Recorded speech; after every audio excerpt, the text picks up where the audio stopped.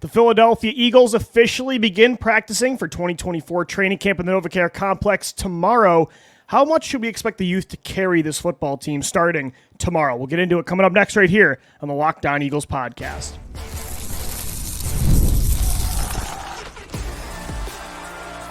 You are Locked On Eagles, your daily Philadelphia Eagles podcast, part of the Locked On Podcast Network, your team every day.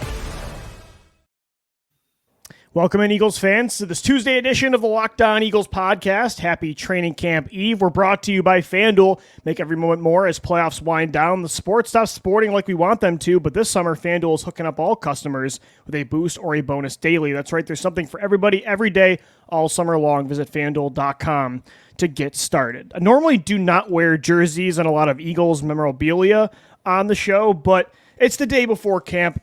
Eagles football is back. I'm rocking a disgusting Nnamdi Asomugha jersey and a training camp visor because why the hell not, Gino? And I'm just fired up to watch the defensive backs. And I actually have an Avonte jersey, but I chose to get toxic and rock the Nnamdi today. I have a fake Nnamdi Asomugha jersey. So we both got. You've got some brutal jerseys, man. You got a J-Jaw in that closet. I've got a I'll Kevin Cobb, put my brutal jersey collection up there. All right, hold on. So I've got a Quez Watkins. I've got a Nnamdi Asomugha. I've got a Kevin Cobb. I've got some bad ones, man. Oh, that's pretty brutal. Because I at least have like the top end guys to like take you over the hump. I really don't. I used to like to buy the guys that nobody had jerseys of, but normally it didn't work out after like a year or two because of that very idea, that strategy. Yeah, I have way too many Carson Wentz jerseys as well. Yeah, I got a lot of get Wentz rid stuff, of, and sure. maybe get the AJ Brown nameplate switched over, and a lot of nameplates switching over there in the NovaCare complex. You got 90 guys coming into camp tomorrow. They reported today. Some news came out. Yeah, hopefully it's a little bit better than what we have heard, but things are exciting around Philadelphia. The Eagles are back in the nest. They're going to be hitting the practice field for the first time on Wednesday, 10 o'clock, July 24th, a couple weeks away from that first preseason game. You got 3 of them, and then you got 90-man cutdowns to 53, and then we're going to have some regular season games to be played. So spring break is over. Summer break is over.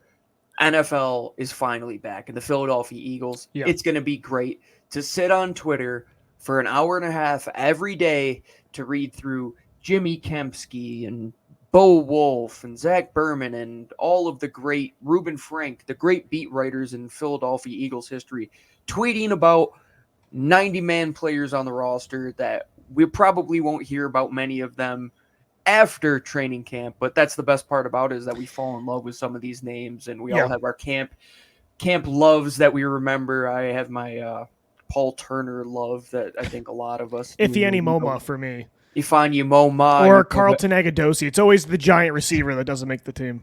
Or you could go back to some of the bad rooms where it was like Reuben Randall in that wide receiver room. 2016. Competing for the number 1 spot. But this is an exciting roster, and Locked On NFL Scouting came out with their top 100 players today. A lot of Philadelphia Eagles on that list. A lot of Eagles. And a lot of young guys, Unfortunately, one young guy, we're starting camp off with some bad news, Cooper DeJean.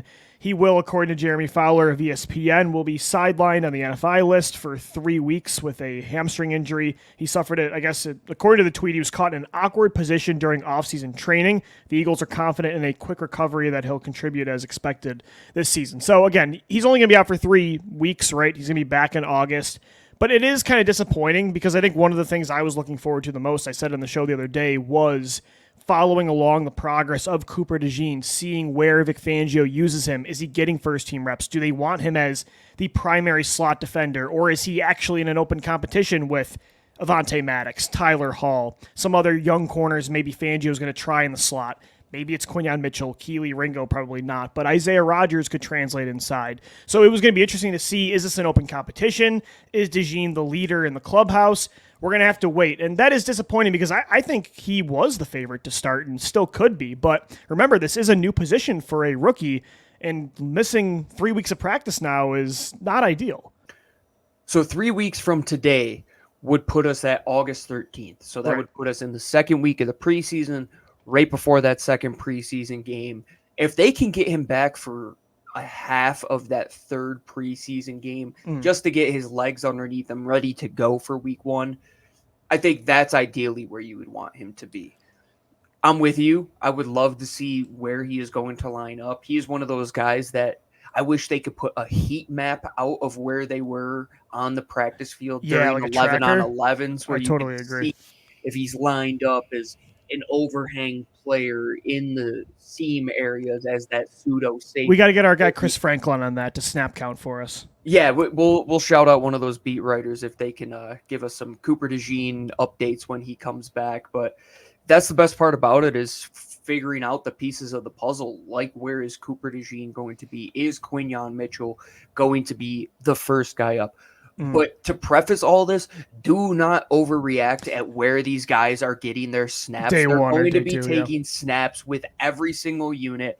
That's how the coaches get an efficient practice. They're going to do all the coach speak, that we just want the guys to get reps. So don't freak out. Don't overreact, especially when it comes to the young guys, because the Eagles, they're a team that it's like, oh, you're a rookie, you're going to get reps with the 3s and 4s right away. And then you're going to have to kind of earn your way up to the roster. And especially when there's so many guys, that need snaps. 100%, man. Because if you look at Quinyon Mitchell, for example, your first team could be Darius Slay and Keely Ringo and or Isaiah Rodgers, and then it could be Isaiah Rodgers and Josh Jobe, for all you know. Or it could be James Bradbury.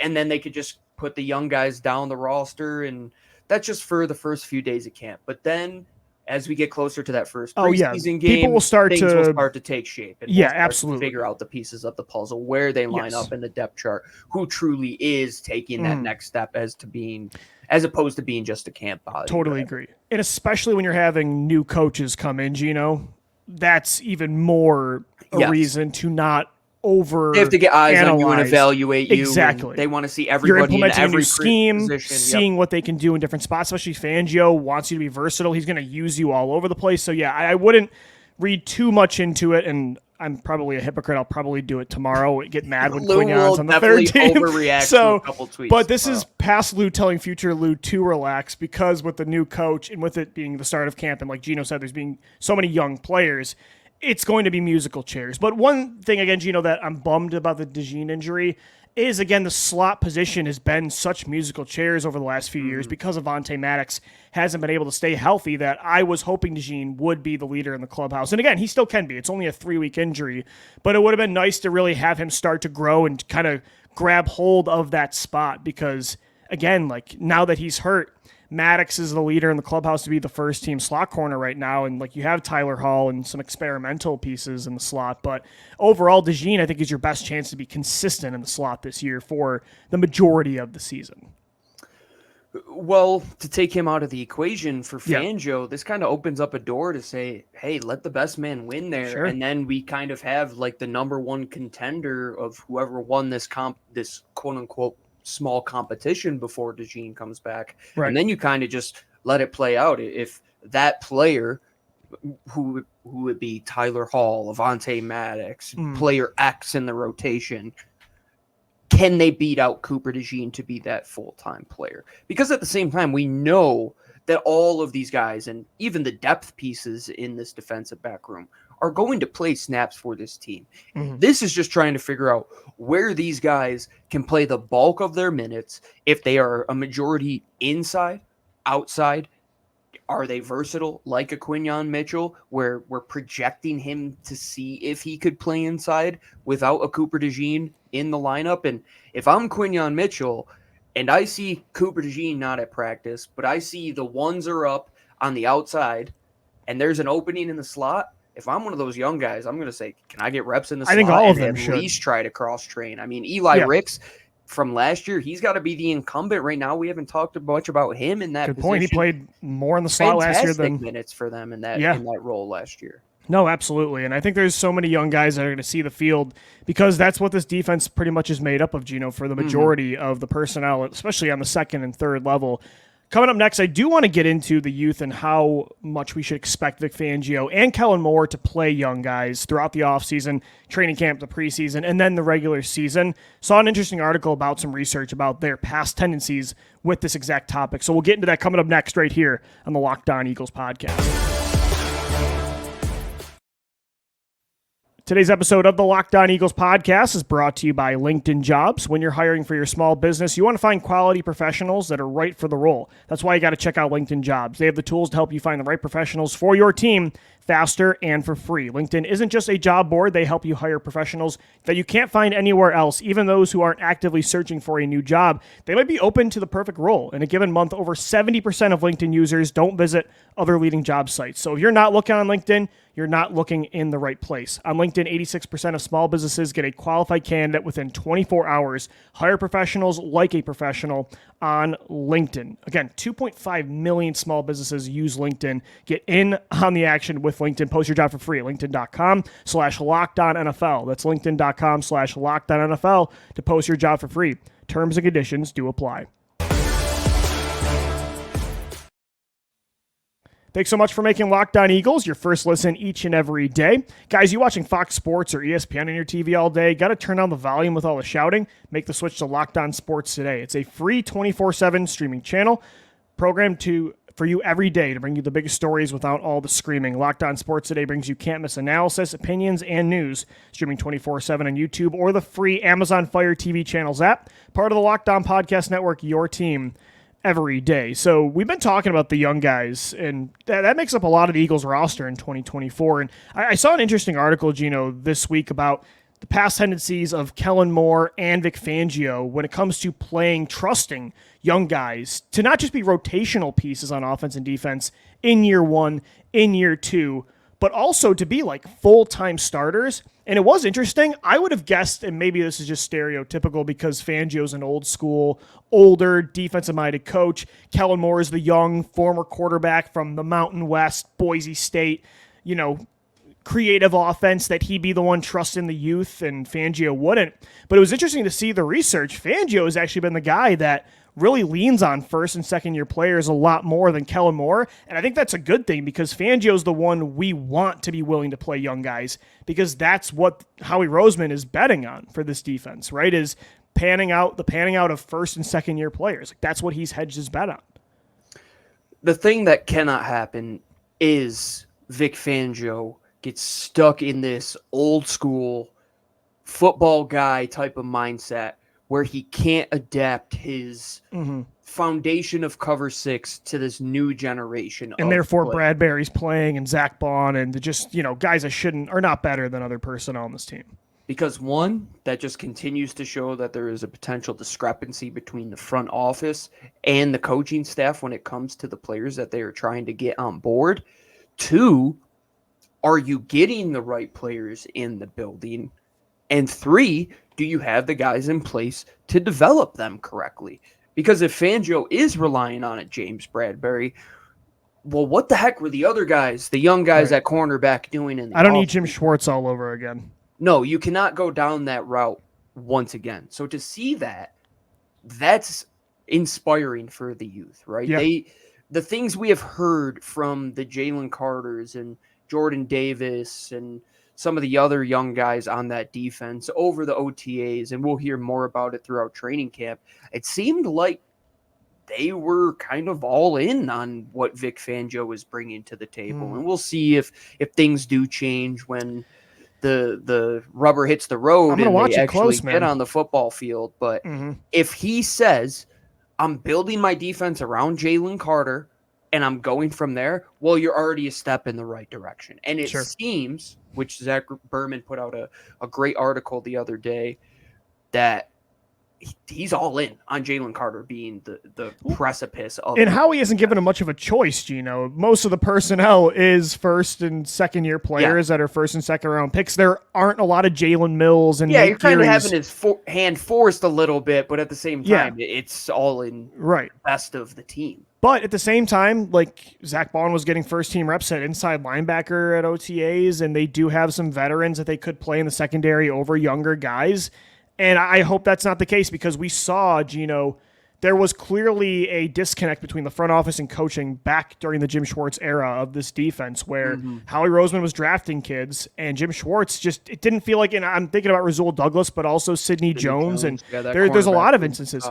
Even Davian Taylor, it felt like Howie had a plan for that kid and the coaches really didn't. And I think it's very important that Fangio and Howie are on the same page. So, yeah, we're going to watch that closely. But like you said, Fangio said all the right things, so have the players. And now it looks like from a numerics, like a statistical standpoint, the past does show that his money is where his mouth, like he's going to walk the walk on top of talking the talk because he does play young guys. And maybe that's just him being around the league for so long, understanding that, like, if you've already seen enough on a player, you don't want to just continue to throw crap at a wall, see if it sticks when you know it's not going to stick, when these young guys can come in and they can give you a spark. And look at how many teams are winning with youth over the last few years. It's not 1990. Guys don't need 10 years anymore. It's not 2017, Lou. It's No. not the 2017 Eagles. The league has changed so drastically in the last 7 years since the Eagles were in a Super Bowl. The youth movement is fully on. If that's one of the things where we talk about the Eagles being proactive versus reactive, this youth movement is one of the areas where they are vastly reactive compared to the rest of it. It took Howie Roseman a long time to kind of go this route. Look at how many years they were just not getting players in and developing them and putting them into the lineup and relying on Band-Aid free agents. And eventually, when you put too many Band-Aids over this giant crack in the foundation, well, the embers come crumbling down. At the end of 2020, you get some tricklings of 2023. And there's just constant turnover. He brought back to life, and I think you're in a good spot now with what you have brought in when it comes. Yeah. I'm thinking about, like, and this is a while back, but that Minnesota Vikings defense for years, they were investing so many. Rick Spielman was investing first, second round picks in, Eric Kendricks and Anthony Barr, Harrison Smith, Xavier Rhodes. And that defense became, after a couple of years, like even the Seattle Seahawks, the Legion of Boom, like those defenses grew together and they became like elite units. And that's the problem, I think, at times with the Eagles in the past is, like you said, it was makeshift Band-Aid signings year after year. They were kind of figuring it out as they were going. It was reactive on defense more than progressive, like it was on offense, right? And I think that's been a problem, and I think that's a huge step that Howie's taking on defense this year. And I will say, I know they're in a win-now kind of mentality this year. Like, this is a Super Bowl window that's still open, but you do need to let, as tough as it is, and it's going to be an inconsistent defense that's young this year, you got to let guys properly grow. Like, I think this team can still win games even with the growing pains of the defense. I don't want them to eventually play the young guys like week 6, week 10. Like, no, let them play from the start. So then by the end of the year, when it comes time to play the most important parts of the season, they're playing their best football. So I know that's more of a long-term approach, and some people won't want to hear that with the season coming around, and there's a lot of pressure on this football team. But, I think for the betterment of this defense long-term, you got to let those guys go through those growing pains.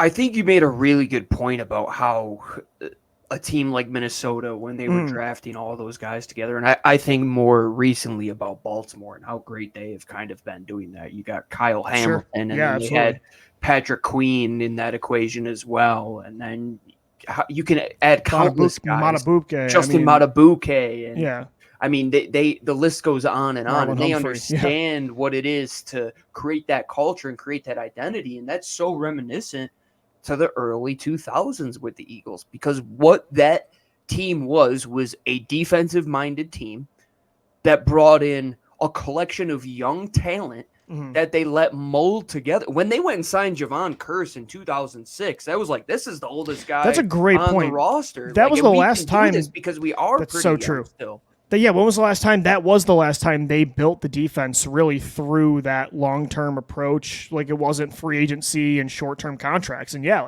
they invested so many picks in the secondary. Bobby Taylor, then they signed Troy Vincent. They draft Sheldon Brown and Lito Shepherd. They draft Brian Dawkins. It's a great point. They have to let them grow because, like we talked about yesterday, the chemistry on defense, probably more than anywhere, is so important for this football team. And in a league where defenses usually get a head start when it comes to off seasons and when it comes to getting things installed, when you get into training camp, if the offense is lighting this defense up right away, you might have legitimate concerns probably 3 to 4 months from now and look back on this and say, yeah, that defense really didn't have it. They didn't have the elements that we thought they had. But at the same time, if they go out there and this offense cannot move the ball and Jalen Hurts is getting pissed off every single drive and the corners are just not allowing A.J. Brown and Devontae Smith to separate, well, man, that youth movement, it's the right way to go. And I think we're going to be talking about the latter rather than the former. I agree. I'm with you. All right, coming up next, we're going to wrap up this Tuesday edition of Locked On Eagles with what's more likely. A couple questions that have to do with the defensive side of the ball, so don't go anywhere. We'll be right back. As we wrap up LOE, this episode is brought to you by our friends over at FanDuel. I love sports. I love them so much. I never want them to stop. But as the playoffs are over, we get fewer games to go and watch. And the sports aren't sportsing like we want them to anymore. But FanDuel lets you keep the sports going whenever you want. All you have to do is open up the app and dream up bets anytime that you are in the mood. Tomorrow, the Paris Olympics kicks off. If you want to bet on LeBron James and potentially a gold medal. Best player on the USA team still. Lou is strong on that one. If you want to bet for the tournament MVP of the Olympics, the women are going to probably win a gold as well. Who knows about the U.S. men's soccer, but you can go and bet on all of those games over at FanDuel, as well as the MLB going on right now in all four major sports. We'll be back before we know it. So head over to FanDuel.com and start making the most out of your summer. FanDuel, the official sports betting partner of Major League Baseball and the entire Locked On Podcast Network. All right, let's keep this theme going of talking about the youth on the defensive side of the ball. As we do every Tuesday, we're wrapping up the show with what's more likely. And this one has to do with the defense, Gino. What do you think is more likely to happen in 2024?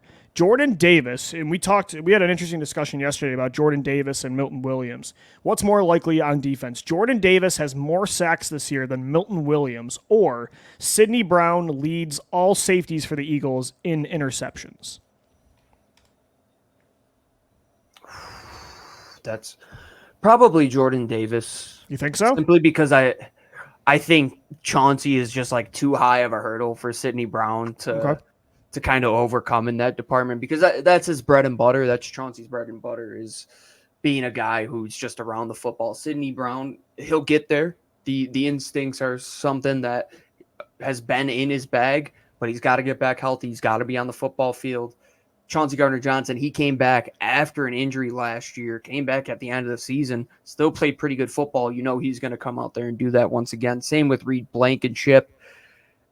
The Milton Jordan thing is like, if Jordan comes out and just wins that competition, I see them kind of handing that to him and just say, run with it, and you are the guy. And then Milton, you kind of play out your time in Philadelphia, and then you move on after that. Mm-hmm. But it could be that Jordan Davis falls off a cliff, doesn't get to that level, and Milton Williams, it might take you 4 sacks to beat that number of Jordan Davis. And that's what I was thinking, is that the bar might not be that high. Year for Milton Williams. So maybe I talked myself into the Sidney Brown. I was going to say, I'm going Sidney Brown, and I know right now he's injured, still recovering from the ACL. Looks like he's on the PUP list. So if he stays on the PUP up until the regular season, he then has to miss at least the first 4 games of the regular season. If they can activate him before that, he's good to go. So I think, and he sounds like he's coming along nicely, he'll hopefully be ready by the start of the season. If not, maybe they just keep him, they activate him and have him miss a week or two. That probably would be the strategy.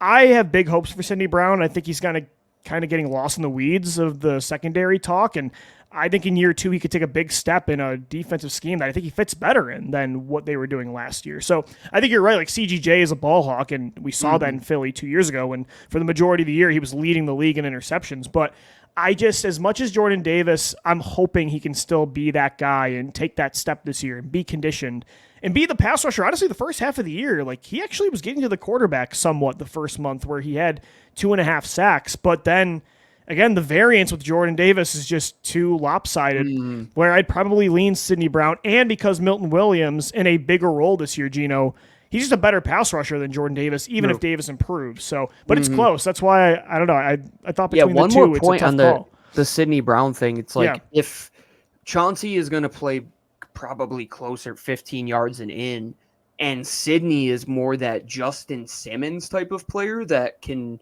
kind of just seeing poach, Justin Simmons was the guy. It wasn't why can't I think of their other safety's name right now? Who For Denver? He got suspended like every other game. Then he ended up in Houston last year. Why am I drawing a blank on his name?